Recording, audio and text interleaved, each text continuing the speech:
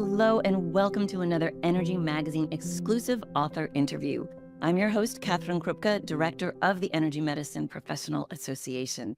And I am so excited to introduce you to our special guest author today, teacher, author, energy medicine innovator, Titanya Dahlin. Titanya's powerful skills and expertise in energy medicine are remarkable and perhaps a little less surprising when we learn that she is the daughter of energy medicine pioneer Donna Eden, with whom she's been teaching for 25 years. A third-generation intuitive healer, Titanya's developed a specialty of reading the vibrational colors in people's auras, called life colors. Like a blueprint of who we are, the life colors validate our spiritual path. The earth moves through its own life colors, and as it does, all of humanity and the whole planet experience their own version of the lessons corresponding to the life colors the earth is moving through, meaning this is really relevant for all of us. Titanya is also a certified Waldorf teacher and created energy medicine for kids and energy medicine dance. She feels that her greatest spiritual teaching of all has been as a mother of an extraordinarily diverse little boy and the two near-death experiences in fertility that led him to her. Titanya understands that there's a new generation of children flowing in now, following the indigo's footsteps and bringing love and light to the planet wherever it's needed. Titanya, I am so excited to have this conversation with you. I know our energy magazine readers are also thrilled. And yay for being here. Thank you. Yeah. Oh, thank you for inviting me. This is such a fun, juicy topic. I love talking about it. Fantastic. Well, so listen, I know you grew up having energy experiences yourself and have probably learning energy medicine along the way with Donna Eden as your mother. Talk to us about what this was like growing up in this awareness of energy and how this has informed where you've taken your own work. Okay, well, way back when, it was the 70s, it was the early 70s. So there wasn't a lot of people who were in the health field. And if you were in the health field, it was hippy dippy. That's kind of how my mother was. And so we grew up in it. And when I was a real little girl, like children are, they're very open to all of the senses. We all were at one time very open.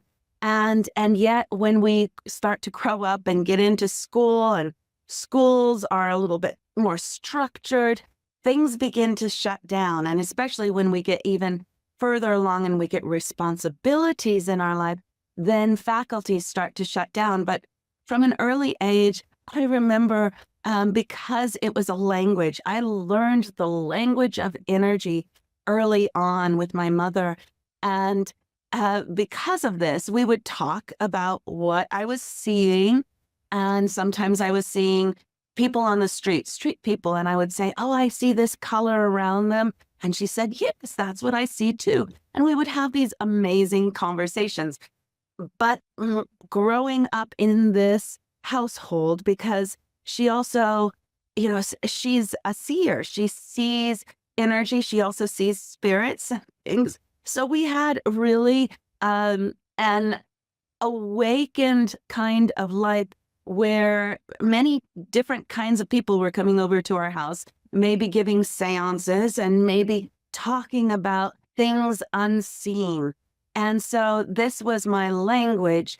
And at the same time, when I got into school, I didn't want to feel weird like many kids. And so I began to shut it off consciously, saying, that's not going to be my life. I want to stick in with all the other kids. And so I began to get really kind of reclusive and shy in school and didn't talk very much. And school was very, it was very threatening to my whole energy system. I was very free as a child. And then when I got into school with authority figures, I began to shut down. And there was about 7 years of my life where I didn't speak until I was spoken to. But in that way, now looking back, I feel as if it was kind of like a silent retreat.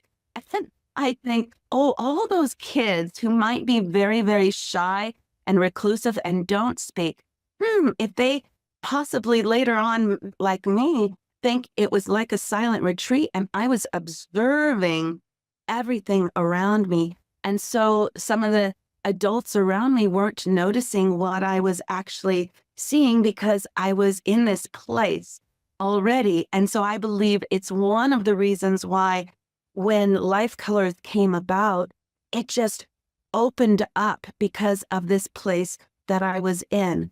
When I was young, because I didn't have very many friends, being so shy, I immersed myself in the art room. It was the place that I could express myself with color and paint, and all the other kids would go out to recess, and I would go to the art room, and there was two teachers that would just let me do anything I wanted to. And so the colors became my friends. And I began to learn all the modes of the colors on my own. And I think looking back, that was also a piece that began to open me up when I was older.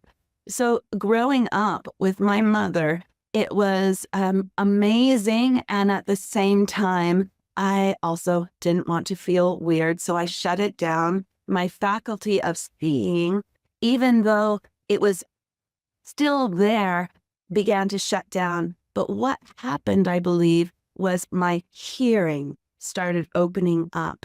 And the how can I explain this? Because it's not the hearing with my ears.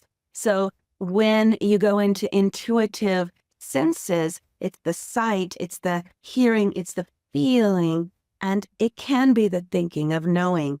And so my feeling has always been there. But my tonality began to open up. And so I began to hear, not knowing that this was actually happening to me until later when I began to come into my mother's work. I actually pushed it away my whole life until I was in high school, and I realized, I was on the dance team in high school, and I really wanted to get the splits, and I thought my mother might know something for me to do in order to get the splits for competition. And that's what she did. I ran the points along the outside of my legs, which were large intestine, which is about letting go. And my legs just got the splits in one weekend for competition. I never got them back, but I did it. And I thought, there might be something to this. But my sister and I both kind of said, no, that's not for us. We're going to do our own thing for a long time. But one of the things as growing up with my mother is that she was my biggest cheerleader. So in school, she would be constantly going to the principal's office or the school to tell them who I was and that I was different than the school's curriculum put me in. And so that was a wonderful thing. But at the same time, I know that those school years really kind of shut my faculties down until later. And that is when I got involved with energy medicine, mostly in my early 30s. So it took a while to come back to my mother's work. And when I did finally come back to my mother's work, and it was in the very early beginnings when her book came out, and I started coming into her workshops, and I realized that people needed to move more. People needed to take home something with them, because when they were in the workshops, they would learn and they would get up and do an exercise, and then they would sit down. And I would think there might be something a little bit easier to do. And so I began to bring in energy medicine dance. Now, from an early age, I was a dancer and a mover. And so those years that I pushed away my mother's work, I went into dance, and I was a professional Middle Eastern dancer, teaching all over the world women how to get pregnant through their bodies through belly dance. And so it was a spiritual kind of initiation, and I knew it was a birth ritual from long ago. And that's how I wanted to get pregnant myself. So those years, I was a dancer and then moving into my mother's work, realizing, I can put all of her exercises to music and have people take them home. And it would be an easier way than just standing up and doing the daily energy routine.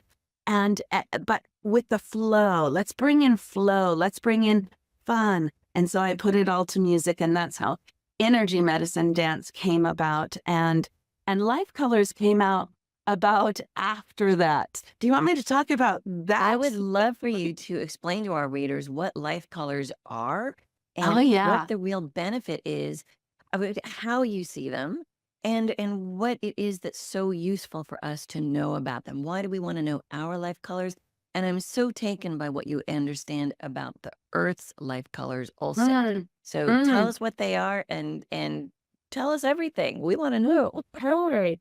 Fantastic. Well, so early on in my mother's career, it all goes back to my mother because she wanted to know what it was she was seeing in people. She would see shapes in their energetic field, not even knowing what this field was, this aura. She would see shapes, she would see colors.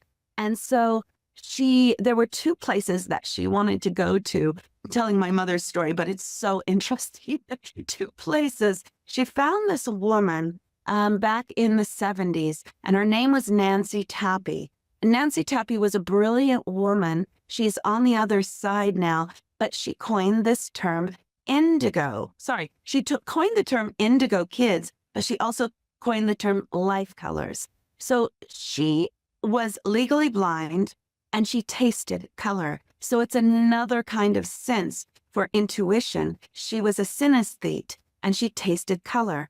She was working in the military, which is crazy because, how spiritual is that? And she couldn't deny what she was actually tasting and picking up with people.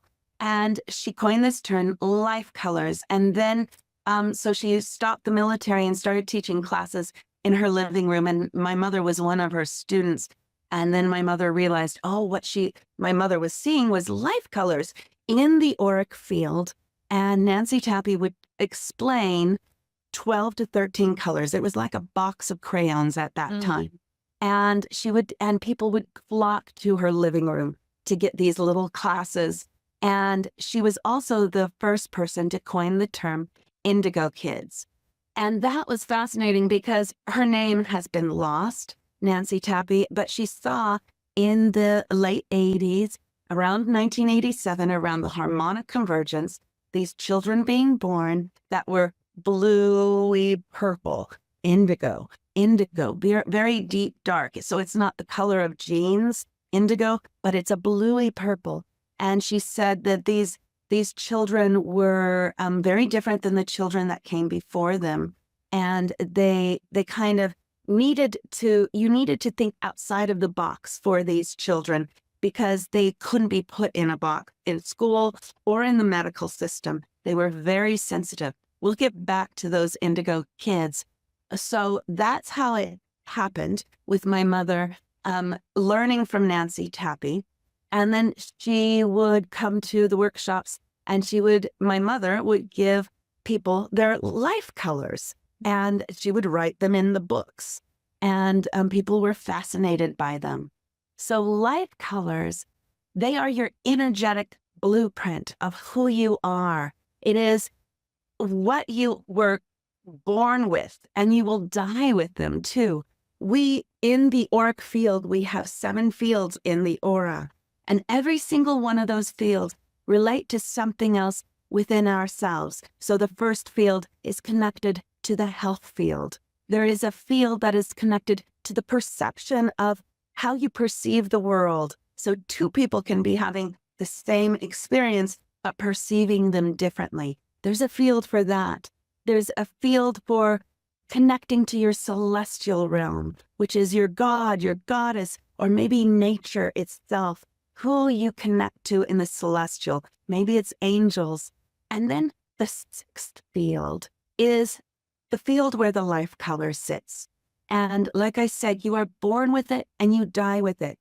I believe from my years since 2006 reading Life Colors that just like we choose our parents and the situation that we are born into in order to learn our lessons and challenges, in order to evolve ourselves, we also choose our life colors. Maybe before we come in, there is a council that helps us choose, like reiterates all the past lives that we've ever had and realizes, oh, I need to go into this vibration, this color, which is energy. And this is how I'm going to evolve in this lifetime. So every single lifetime, you have a different color, a different vibration that picks up who you are attracted to, what job you're going to do, if you have kids, if you don't have kids, if you are very, very spiritual and connected to the other realm or not. Maybe you're very lit and very connected to the place of reality. There are so many factors there. And yet I know that we're all evolving. And right now in our time, we are evolving a lot. We are getting a huge, fast-paced lesson here on Earth right now because we're going through it. And so life colors are in our field. And one of the things I need to say is on the 7th field is kind of like a boundary in our aura. And it's so important for us to really help that boundary stay put because there are so many things in our environment today, toxins and pollutants of all kinds, and as well as the energies in our world, that it's so important, especially to teach energy techniques to children. And so the outside is kind of like my mother sees figure eights in this field, and figure eights are really good to help that boundary from yourself and the world. There are so many children that are being born today that need help holding that space, because if we don't have that space around us, then we can get things like illnesses and diseases. So my mother says, if she doesn't see a lot of figure eights in someone's aura, that she says, make them. And the easiest way to do that is figure eights with your hands, with big figure eights, with scarves, color. It's a really good thing. One thing before I go back to life colors is when I was young and I was very, very shy, I pulled myself in. It's kind of like those kids who hide behind mommy in the shadows. And that's what I did. And I felt I don't want to be seen. I don't want anybody to look at me.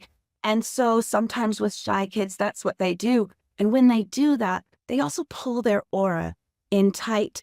Your aura needs to be puffed out and full so that things can bounce off of it and you don't get sick, or you don't get so sensitive that anything somebody else says can just floor you. Some bully comes over and says, you're stupid. And it's like, I'm stupid. And you floored. It's so, aura is so good to keep that boundary. So I wanted to say that. So coming back to life colors and the world. So like we have an aura around us, this beautiful aura that helps us, helps everybody else to know what our boundaries are. The earth also has an electromagnetic field around it. And that electromagnetic field helps protect it from the galaxy in the universe. And at the same time, it has a vibration.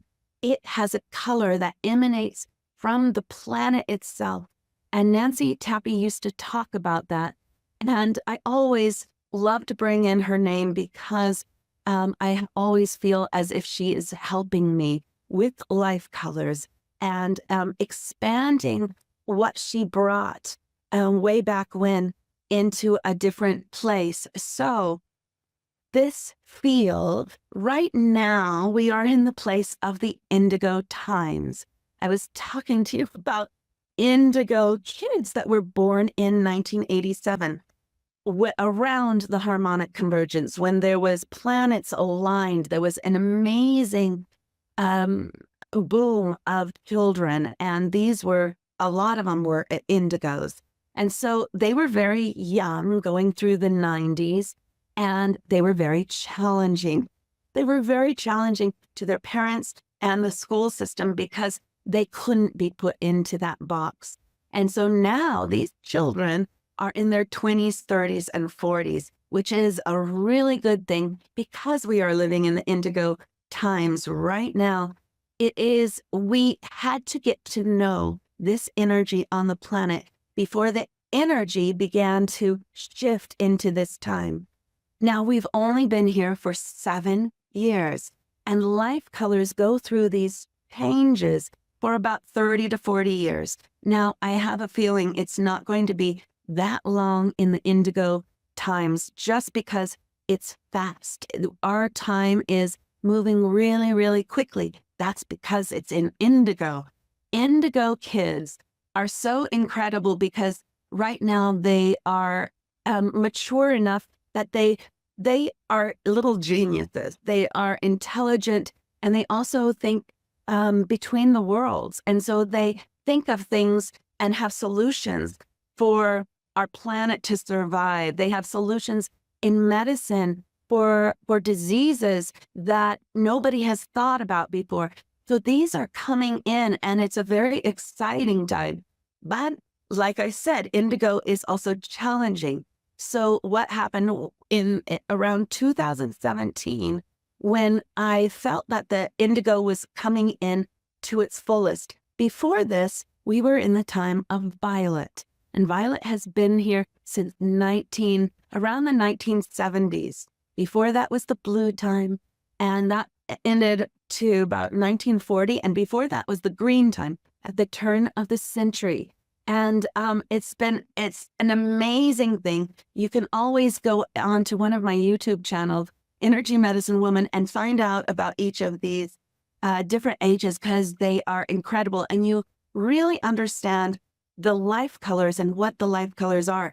I'm going to explain to you about violet a little bit and how we moved into indigo. Because violet in the 1970s, we came out of the blue time.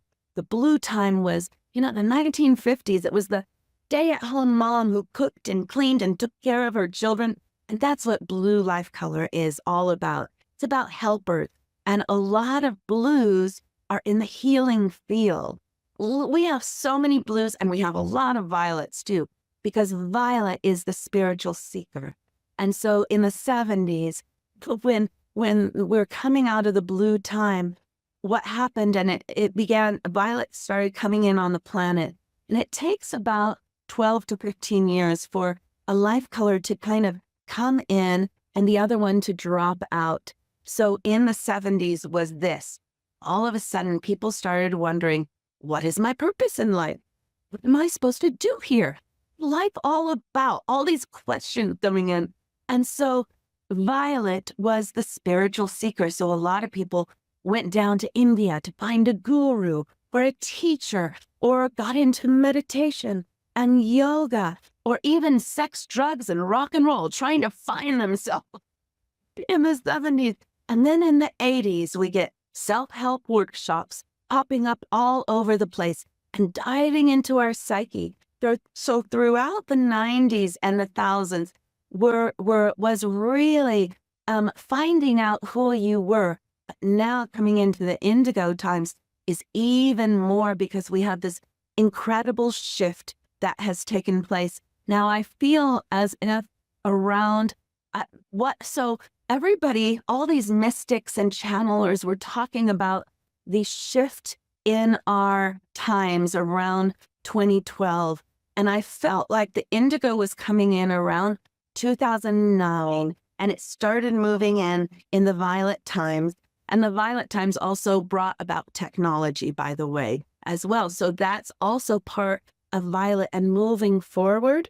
Even though it's a spiritual kind of connection, technology is there too. And that's going to keep on going.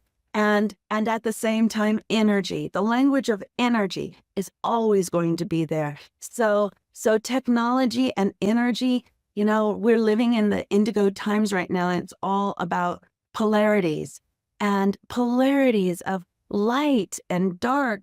And that's what really came up in the controversial in the COVID time, in the pandemic, was the light and the dark, and trying to balance the two. For light comes into the dark comes into the light, and then the polarities of masculine and feminine. I'm going on to talk about indigo now, but that's what indigo is all about. So feminine is rising so that there will be more balance in the masculine, and the patriarchy, which has brought about wars. So feminine is rising, so there's more of a balance.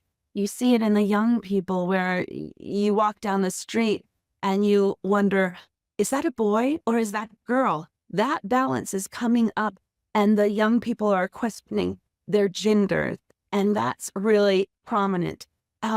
This lifetime and that lifetime, in between the world, is about indigo energy too, an awakening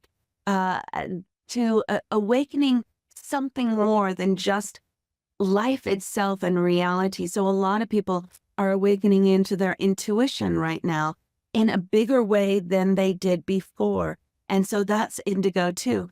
But indigo began around 2017, and I watched it, even though it started around 2012, and I saw and I felt this energy moving in. I felt the earth also wakening up, like elemental beings coming back when they were asleep, like stone circles in Europe. I felt for a long time, I've been since my 20s going over there, and it felt like a lot of them were just kind of dormant, waiting for something to happen. And I feel now they're all coming alive, and the elemental spirits and beings in nature are working with us to connect us back to Mother Earth, which is also that feminine principle.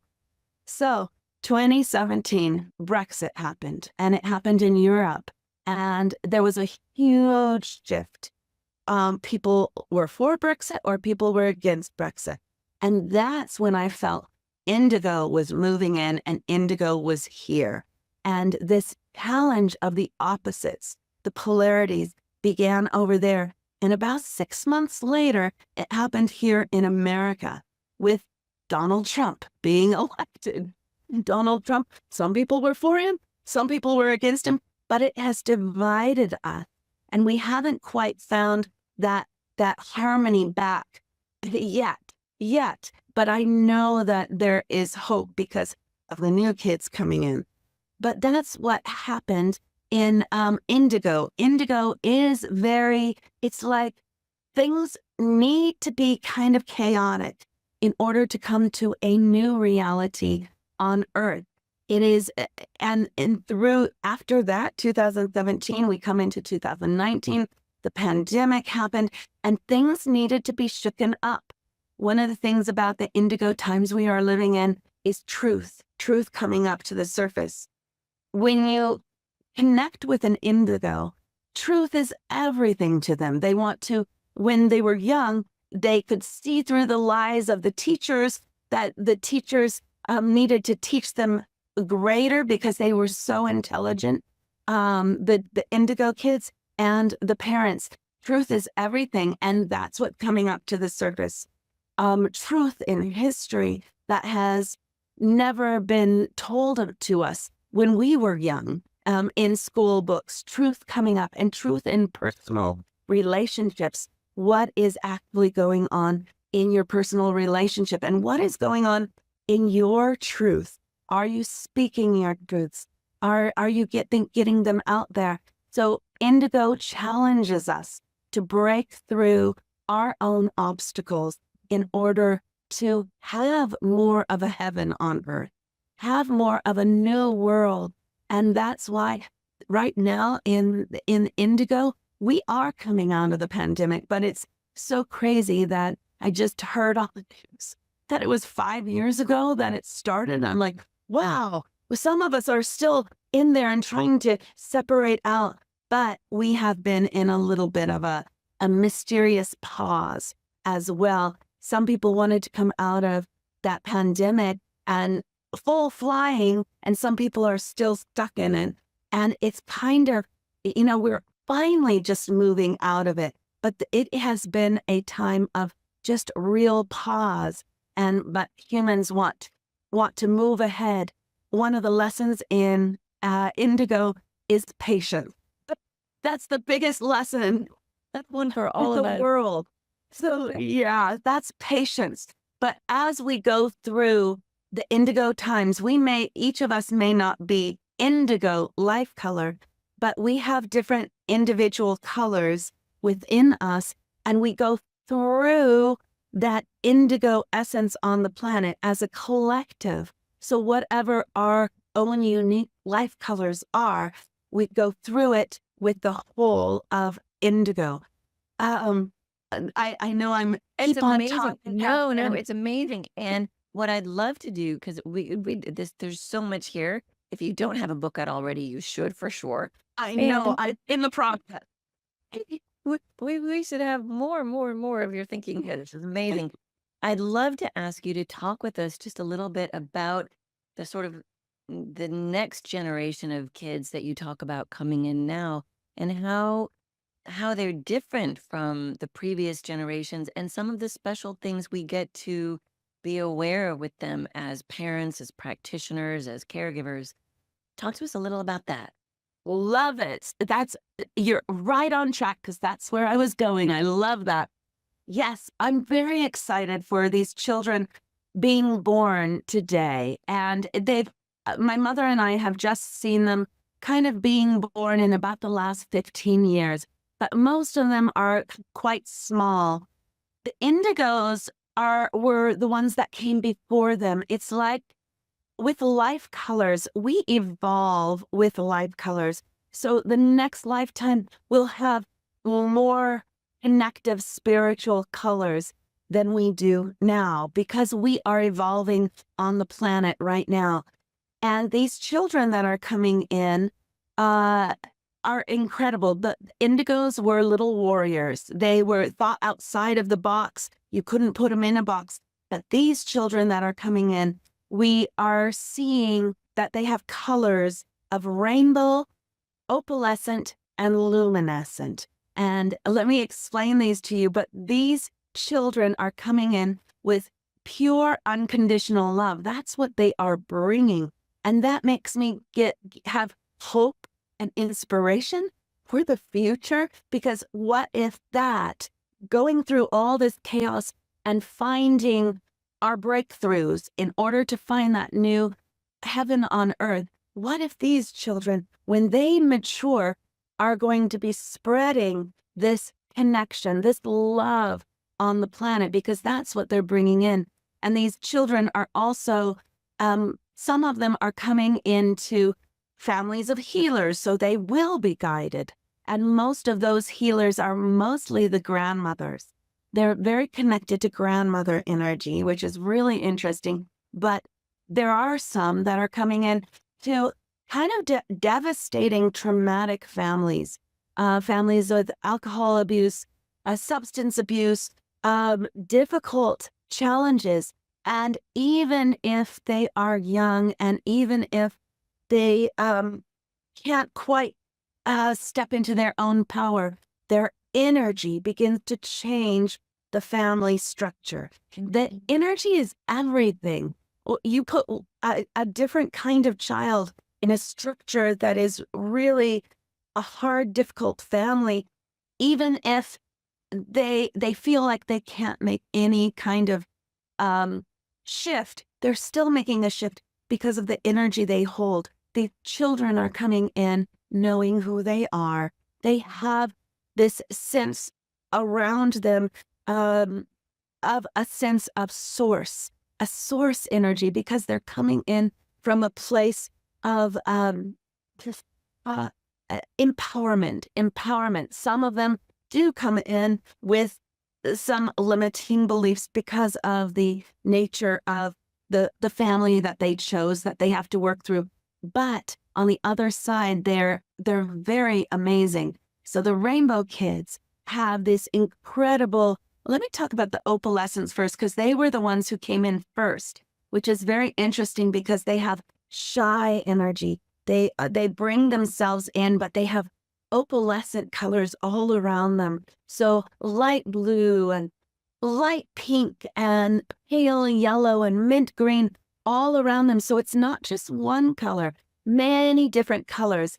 And I must say that this is a color that my mother coined the term opalescent because Doreen Virtue has this great book on crystal children.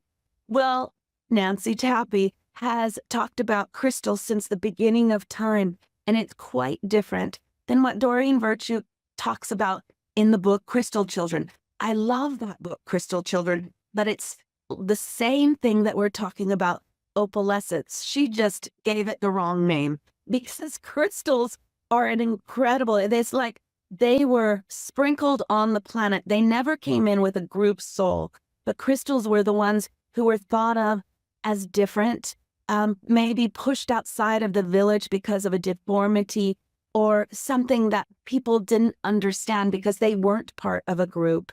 Incredible crystal, but I'm going on to a different subject, but crystal, just because they were possibly even the earlier type of indigos because they were so different. If you look at a crystal prism, one of the things about crystals, and they're not being born much anymore, but I do have them come in my life colors readings, and they just all of a sudden get validated for who they are. They're like, yeah, this has happened to me my whole life.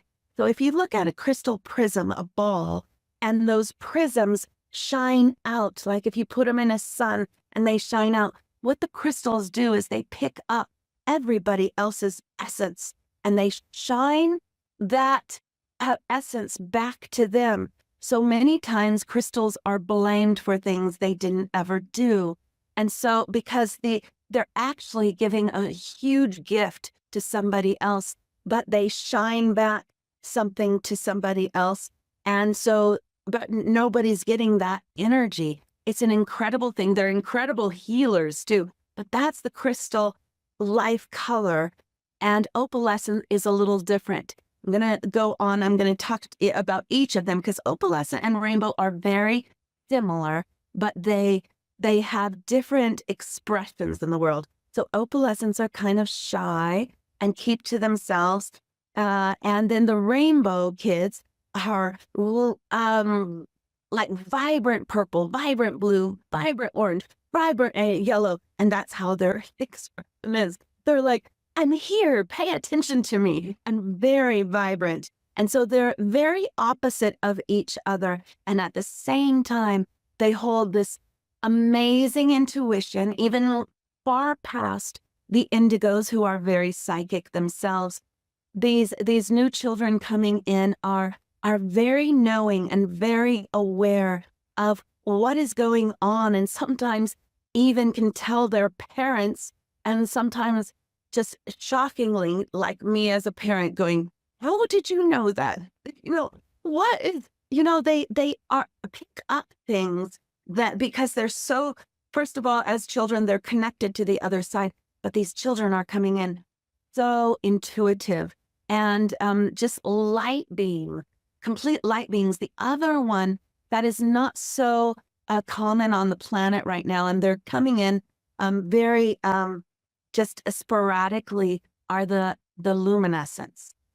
And the luminescents are very much connected to the galaxy, very much connected to the universe. Sometimes they come in and are very interested in aliens or UFOs or maybe even astronauts and traveling to different planets. Their colors are, they have many different colors around them, but they're see-through colors, and they have a silver running through these colors. And so my mother coined the term one day. I said, a child came to me, and it was a mother who wanted to help their child, and they were in India, and they sent me a video of their child, and it was pretty amazing. He was only 7 years old, and many of these children, they are incredible with their toys. They line their toys up. They separate their toys in different categories. They can also be messy in their room, for sure. Kids do, but they're very amazing in the way that they configure building toys and separating toys, and very connected to their stuffed animals too, which is a very interesting thing, because many times when you as a healer are working with children, and if you can't get to the child, ask to work on the stuffed animal, because the essence of the child is inside the stuffed animal. And that's an amazing thing. When you work on the stuffed animal, the child will change too. And so I just love that kind of thing when you're working with a child. So this child from India, he was sitting, working on, he had a whole room, and the whole room was with toys, but they were all lined up in different sections. And he was like this. Hello, Titanya. And he was 7 years old, and he's looking at me, and I'm like, whoa, should I bow down? What is going on with child? And he started talking to me in this amazing intelligence. He's 7 years old, and I'm realizing the luminescence, a lot of it goes up into this area here as well. They usually have big foreheads and wide eyes, but they're a new breed. But I'm so excited because unconditional love, who wants that on the planet? And that may be what we are going to. And the indigo energy is moving pretty quickly through, but we all need to receive the lessons of the lesson on the planet, which is patience, which is breaking through our own little tiny lives in order to receive, who we really are. We are all source beings. We are all more powerful than we ever could imagine. And so I think that these smaller children of this new generation are helping us remember to love ourselves. And that's a big one. That's the biggest the biggest lesson of all is remembering who we are, remembering to love ourselves and not give our power away. And so I think that is something that these children are bringing in. And I'm excited. I'm excited for the future. Very exciting and inspiring, I think, for all of us. I mean, our Energy Magazine readers are generally practitioners. And so as these kids are coming in, either as parents, caregivers, or as practitioners, we probably are already seeing them or will be seeing them very soon. So your guidance in what we look for, what we notice is so helpful. I know you had a little energy practice you were going to share with us also in relation to these new kids. And I'd love it if you might share that with our readers now. Yes, I'm going to share two, because one of them is for the parents. Okay. Because I think being a parent is probably one of the most spiritual things you could ever do. Right now, we have this amazing, I love how parenting has moved forward in our existence right now. Conscious parenting, new awakened parenting, where we're looking at ourselves and what that child is triggering in us in order to blow our top, rather than figuring that out so that we can calm our nervous system, so that we can address our child in a more calm way. And so discipline is something of the past. This is the time that we are letting go of anything that doesn't work anymore. These children, it's not working anymore. Discipline isn't working anymore. And discipline is a power over kind of parenting struggle. It's right now we need to be parenting with our children. And so in that way, we also help them step into their power, step into their empowerment. So when they are 30 and 40 years old, they're not dealing with things that we're dealing with now since childhood. And so I'm going to give you 2 exercises. One of them is for the parents when they feel like they've had enough, that the child is triggering them too much and they feel like they're going to blow their top. Sometimes that volcano goes from 1 to 100 pretty quickly, and it does for me. And sometimes I have to just excuse myself and maybe just say, I'm going to go to the bathroom. And maybe in the bathroom, because I need to remove myself from my child, because they'll keep on triggering something in me that is already vulnerable. And it might be my inner child that has never been listened to. And this child is yelling and not calming down and not listening to me. So maybe that's my trigger. So I excuse myself, go to the bathroom to find some peace and quiet for at least a couple of minutes. And this is the exercise that I may do. I have a lot up my sleeve. But this is in energy medicine for kids. I call it the lion's mane. With my mother's work, the Eden method, she calls it, what did you call it? Triple warmer smoothie, because triple warmer is fight, flight, or freeze. And so I have these cutesy little names to connect with children. And all you're going to do is we're going to go backwards on triple warmer meridian, which is here. And so you're going to rub your hands together. It's really good for the nervous system. And maybe you're in that fight, flight, or freeze place, and you're going to put your hands on your temples. Breathe in. And you're going to smooth over your ears like you have a lion's mane and come down to your heart. And you may need to do it a few times, especially if you're in a triggered state. But eventually, you're going to just find that calming down. So we're going backwards on triple warmer meridian, which is that energy that comes up in fight, flight, or freeze. And sometimes it just doesn't need to be there. Maybe we're in traffic and we're cussing because we need to get to an appointment. And that triple warmer is causing us stress in the body. And so when we go backwards on this, it can also help hot flashes for women. There's so much that this can do. But coming back to yourself, coming home to yourself, you can even bring in a color that you feel is needed in this moment to come in and wrap around yourself, because you'll know exactly the color you need. And that's a really good one for parents. One of the ones for children that I have used most of my life, and it's called the thymus thump. And many people are awakening to this, is basically just thumping your thymus. But I use it in a different way. And so my mother talks about, this helps T cells regenerate and it helps your immune system. But one day I came to my mom and I said, you know what?